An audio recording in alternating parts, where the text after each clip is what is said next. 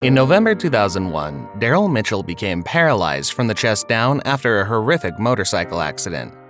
The actor, who made his name by playing wisecracking characters on numerous TV shows and in movies like Black Knight and 10 Things I Hate About You, we love the no-nonsense Mr. Morgan, was not about to give up his thriving career just because of his disability. "It was totally my fault. It was dark, and I didn't know the roads really well," said the actor. "I went around the bend, and on the other side there was gravel and loose pavement, and bam, the bike shot right out underneath me." He woke up 5 days later in the hospital. The doctors told Daryl that he had messed up his spinal cord and that he was paralyzed. But for the actor, it was more amazing than scary. "Me, the most mobile person in the world, and I couldn't move. I'd played basketball and baseball and wrestled in school and done a whole lot of swimming and dance. Oh my god, I was a great dancer." In the immediate aftermath, there certainly was hesitation about whether Hollywood would be there for him. Understandably so, might we say. When he sat down with the producers, they were nervous to even meet with him. They told me later, they were like, what do we say to you? Just 4 months after the accident, though, he was back on national television on the series Ed. "I just started explaining some of the funny things that have happened to me since I was in the chair, and it was like, man, you got the job." Ed star Tom Cavanaugh said they weren't looking to hire someone else, recalling that the show already had a whole cast of characters. But then they met this guy, and they thought it'd be crazy not to have him on, with his ability and the outlook he has on life. Cavanaugh, who's also directed on the show, says Daryl was an inspiration, both on and off the set. "Chill has a way of disarming you with his approach," he said. "He puts you at ease with his situation by explaining that there are people out there with worse disabilities than he has. It's one of the most incredible things I've ever seen," he said. Mitchell got full support from his family and friends as well, including Denzel Washington and Chris Tucker, to continue his career. When Denzel was nominated for an Oscar, he invited Daryl to join him for the ceremony. "I knew Denzel was going to win the Oscar." He won the Best Actor in 2001 for his role as a corrupt cop in Training Day. Denzel said, "If you're so sure, come on out here." He flew out to attend the ceremony, only to be turned away because the Kodak building did not have adequate wheelchair seating. "That's gonna change. Everyone's going to know about wheelchairs now that I'm in one, I promise you that." And that's exactly what he's been doing for the last 20 years. Mitchell uses his story to fight for the rights of others. The actor started the Daryl Mitchell Foundation to raise awareness of spinal cord injury and serves as the minority outreach spokesman for the Christopher and Dana Reeve Foundation. He also became a strong advocate for employing actors with disabilities. "It's really a matter of what we need to do, what we're willing to do as people with disabilities. We need to let the world know that we're here," he told Ability magazine. So, it's like all the work, hard work that I put in, it paid off. And I'd say to myself, you know what? You're going to recover for the rest of your life, so keep going. Humor certainly helped the actor make the transition. He believes that making jokes about the wheelchair makes everyone else a little more comfortable. Sometimes people will look at another person in a wheelchair and hesitate to make conversation, fearing they'll say the wrong thing. Therefore, he makes jokes about it, so people will feel more at ease. People associate the wheelchair with being a liability instead of an asset. So when you come in and let everyone know that I'm just as human as the next person, I drink, I have sex, then the wheelchair starts disappearing. Mitchell understands his privilege when it comes to being a formerly non-disabled actor. There's undoubtedly a distance between people with disabilities like him and those who were born disabled. A lot of times when I speak on behalf of the disabled community, it's like I'm feeling, man, you ain't been disabled long enough to be the speaker, he said. But that compelled him more to utilize his platform to advocate for disability rights in general, and his voice is necessary.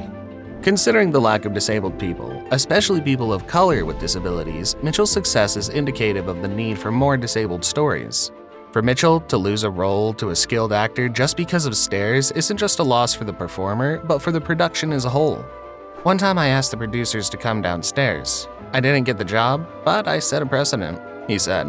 "I still do things to make things accessible for myself, and that's because being black in the business, I've already faced adversity. There were a lot of things I had to dance around to make things work with me," he said. Before the incident, a friend of Daryl's was a victim of random violence. He was standing around with a friend when some guys driving by just opened fire. Reportedly, the shooters had a problem with a rival group of people, went to retaliate, but didn't realize the group they were firing on wasn't the one they were looking for, so his friend got hit. That all happened many years before he got hurt. but being with his friend, doing things with him, and going places with him opened Mitchell's eyes a bit. He'd come out and hang, and I could definitely see how important accessibility was, just by being with him.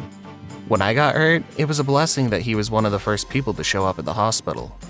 According to the Ruderman Family Foundation paper on employment of actors with disabilities on TV, just 2% of characters are played by actors who have disabilities, while non-disabled actors play a whopping 95%.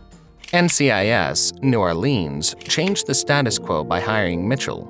When we went to create the character, we wrote it into the script, security analyst Patton Plame, who looks and feels a lot like Daryl Mitchell. It's so rare that you get the actor you're looking for, one of the show's executives said.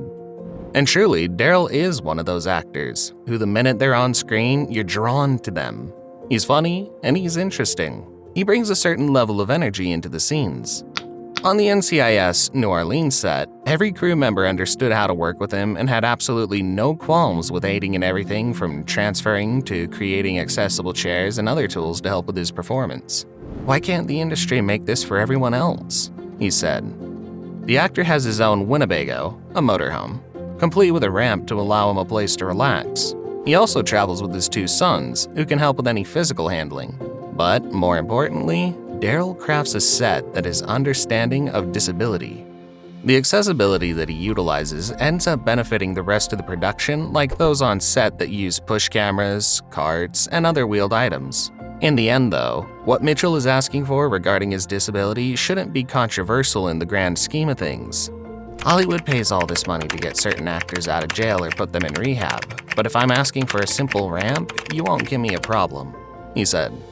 Mitchell thinks that much of the conversations we're now having regarding disability aren't very different from the discussions about Black inclusion in Hollywood.